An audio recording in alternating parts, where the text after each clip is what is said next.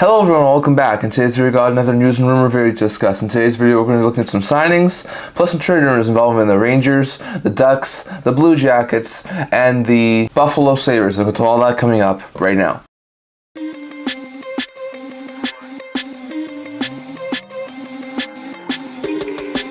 Hello everyone, welcome back to another video here at the Nintendo Hockey Channel. Before we get into this video, don't forget to like this video and subscribe down below. Thank you all our support and nearly to love you guys. So if you haven't already, don't forget to subscribe button down below and don't leave a comment down in the comment section below so we can all discuss today's video. Now in today's video, we're going to start this video off by once again discussing about some signings from our past couple of days. We haven't had too many signings over the past few days, only 2 over the past 3 days, so not too much here to talk about. First, the Chicago Blackhawks signed their 3rd first-round pick of this past year's draft, pick number 27 overall, Vanacker, to a 3-year ELC with the AV of $975,000 that we're going to start next year. Vanacker's a really talented forward. This past year played in the OHL, putting up 36 goals and 82 points in 68 games. Over in the OHL looks fantastic. Probably going to go back there for another season over in juniors, but I think in a year or two's time he could be a solid top 6 left winger. So pretty good solid sign there for the Hawks to get Vanacker as ELC for the Blackhawks, and hopefully eventually he should be a solid player there for the Chicago Blackhawks. So pretty good pickup there for the Hawks to sign Vanacker to his ELC. And then one of the other ones was one of our top 25 UFAs who are remaining left off the board, and that is the Avalanche have signed Oliver Kylington, who I think was number 5 on my new UFA board I put out a week or 2 ago, signs a 1-year contract with an AV of $1.05 million that will be for next year. So that's a pretty good pickup there for the Avalanche. Again, another solid 3rd pair defenseman who should be able to play really well. Kylington this past year, after suffering an injury and having a long injury period over the past year and a half, got a 33 games of NHL action this past year, putting up 3 goals and 8 points, so wasn't doing overly bad, but definitely was a little bit down from this production 2 years prior when he put up 31 points in 73 games. Looks like a pretty good defenseman. I think he should be able to fit in really well in the 3rd pair with him now recovering from his injury. I think he could put up between like 15 to 20 maybe points at least next year, so pretty good pickup there for the Avalanche to sign one of the top defensemen that were left on the UFA market, and now Kylington signed by the Avalanche. So interesting to note there, but those are only 2 signings from our past couple of days. Vanacker gets his ELC with the Hawks, and Kylington gets a new deal in Colorado. So interesting stuff there. And lastly, going over to a couple of trade rumors. We're going to start here with New York Rangers. According to Arthur Staple of the Athletic, he was looking at the New York Rangers recently and talked about both Kakko and Jacob Trouba. When it comes to Kakko, he says that the offers have not been overly good. He says for other teams, that's sort of a buy low player right now, and there's not too much interest in a guy like Kakko. So I'm not sure if the Rangers will currently move him right now, given the fact of how low the offers are. I might think that they try and start the season with him, have him have a good season, build up his resume, and then maybe trade him next offseason or at the deadline this year. I think that's more a possibility with the offers being so low right now, but we'll have to wait and see if the Rangers do end up considering moving him. Kakko's been a really good defensive forward over the past couple of years, but his offensive game hasn't been overly great. And for a number 2 overall pick, being a 3rd line defensive forward is not overly great, so interesting stuff there, but it does seem like the Rangers are not getting the best offers for Kakko right now, and unless that sort of changes, I would expect them to probably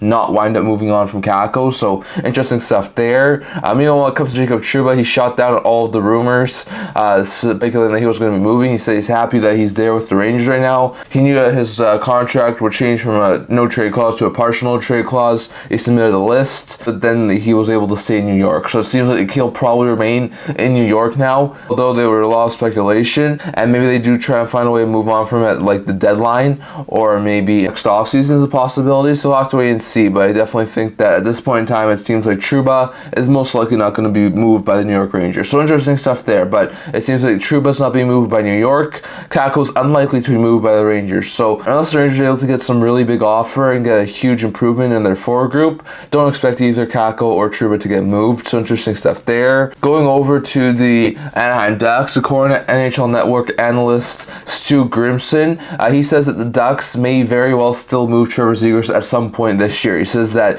he doesn't think that Verbeek thinks that Zegras is one of the building blocks of this franchise, and it might be a lot more likely that he gets moved. I'm not going to say it's imminent or anything like that, but he thinks there's a very likely chance that at least by the trade deadline, Zegras winds up getting moved somewhere. I'm not exactly sure what sort of a deal could be made there. We've already talked about a plethora of teams checking in on Zegras and wanting a solid upgrade like Zegras. We've heard heard lots of teams, like we heard the Rangers and Sabres most recently be linked to Zegras. We also heard in the past the Canadiens and the Flyers, maybe even the Sens and the Flames be interested in Zegras. So it seems like Zegras' name's still out there. It seems like Zegras is still a very likely trade candidate to get moved, whether it be right before the start of the season, at some point in training camp, or maybe sometime in season. But it does seem like Zegras is a very likely candidate to get moved at some point, so we'll have to wait and see on that. But according to Stu Grimson, he thinks that Verbeek probably doesn't think that Zegras is a major pillar of this team going forward, and that there's a very likely chance that Zegras does want to get moved on from in the not too distant future. So interesting to note there, but it does seem like Zegras is still a very likely trade chip. According to Grimson, is probably a guy who ends up getting moved in the not too distant future, so interesting stuff there.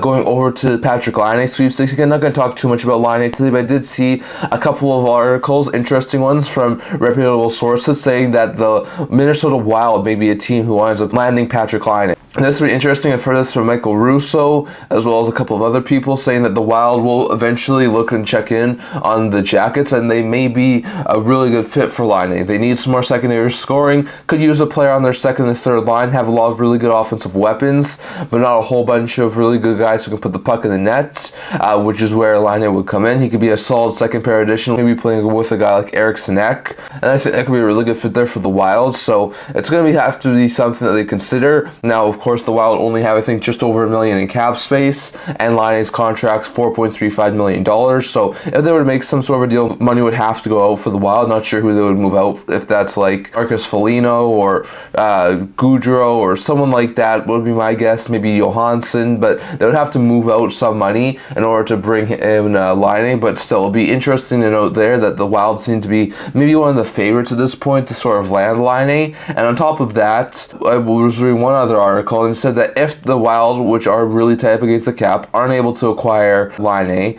then look at teams like the Canadiens and the Sabres as potential options. Both teams have really good cap space.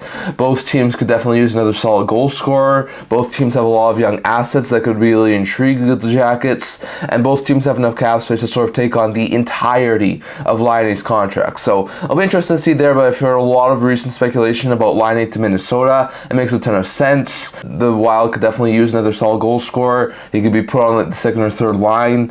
He could really fit in well in a team like Minnesota in a bigger role, and then maybe eventually he could find his 30 or 40 goal form. So I think that makes a lot of sense as to why the Wild would have some interest in Laine. So it'll be interesting to see if they do want to try and acquire him or not. But interesting to note there that the Jackets may consider moving Laine to the Wild, and if not the Wild, then maybe the Canadiens and Sabres are teams who have some major interest in him later on. So we'll have to wait and see on that. And lastly, going over to the Buffalo Sabres and the Philadelphia Flyers. Now, I've heard this report over the past little while, ever since really the trade deadline, but it's been popping up a little bit over the past while. I've heard someone on the Hockey News start to talk about it. I've heard a couple of other people talk about it, so this might be gaining a little bit more steam, but this is about Farabee going to the Buffalo Sabres. Now, we heard about this a little while ago.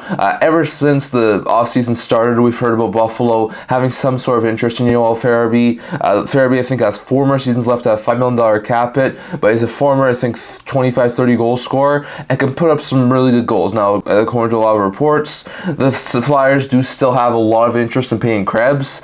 Krebs is currently an unsigned RFA. He's really, really good bomb 6 forward in Buffalo with the amount of talent they have there. He might be a little bit higher in the Philadelphia organization, especially if they moved on from Farabee. According to a lot of reports, ever since even like the trade deadline, there was some interest that the Philadelphia Flyers had a lot of interest in a guy like Payne Krebs. So I think that could be a really good fit there for the Flyers if they were to get Payne Krebs. Now, what the sort of a deal could look like, my guess would be it would be like Krebs and maybe a draft pick for Farabee. That could be a really good fit there for both sides. The Flyers will get some pieces to help the rebuild. The Sabres will get a solid top 6 goal scorer who can help them right now. So that could be a really good fit there for both teams. Not sure if it's going to happen. The Flyers are not in any rush to sort of move Farabee given the fact he's on a long-term contract. So they can keep Farabee if they wanted to and let him start out the season. But there has been some talk with the Flyers shopping around Farabee over the past little while. And there's been some talk with them trying to move on from his contract. So it's possible possible I think they could try and still move on for Farabee. Krebs' new contract probably wouldn't cost much more than like $1.5 million. So it'll be an interesting sort of trade to work out there. I mean, the Sabres would get a solid top 6 forward in Farabee who would be really able to help them. I mean, they bought out Jeff Skinner. They need someone to help replace some of their goal scoring. I mean, McLeod's a really good player. So is Zucker, so is Lafferty, but they're not going to replace the goal scoring left by Skinner. So, I mean, adding a guy like Farabee could be really helpful to the Sabres. Meanwhile, it seems like the Flyers are really high on Krebs, so they get a solid player there who can work in there, maybe eventually middle 6, and then they also get a solid draft pick maybe. So maybe that's something that could work. That's just me speculating, but there has been some recent talk about Farabee going to Buffalo and the Flyers having some major interest in Krebs. So could those two teams hook up on a deal? We'll have to wait and see. That's all I'm going to talk about in today's video. I'd love to hear your guys' thoughts on all this down in the comment section below. What do you think about this? Do the Flyers and Sabres hook up on a Farabee deal? And if so, could Krebs go the other way to Philadelphia? And what sort of a trade package could the sort of a deal look like? Definitely hear your thoughts on that. What do you think about Laine? Could he go to Minnesota? If so, what sort of a deal could the Wild put together to try and get Laine? And if not Laine going to Minnesota, could he go to a team like Montreal or Buffalo? Love to hear your thoughts on that. Do you see the Anaheim Ducks moving Trevor Zegras either now or at some point in season? And if so, what sort of teams do you think could be a really good landing spot for him? Do you see the New York Rangers moving on from Kakko or Trouba, or do you think it's most likely that both of them will stay for this year? Love to hear your thoughts on that. Plus, what do you think about the Vanacker and Kylington signings? Definitely love to hear your thoughts on all of that down in the comment section below. So I'm going to talk for today. I'm going to tell you this video. If you like to subscribe down below. Thank you for your support. We're nearly to 1,000 of you guys. So if you haven't already, don't forget to subscribe button down below. And hopefully leave a comment down in the comment section below so we can discuss today's video. I also have a blog talking about news, rumors, analysis, stuff like that. So if you check that out, I'll link down in the description below. And I can't wait to see you guys all for the next video. See you guys soon.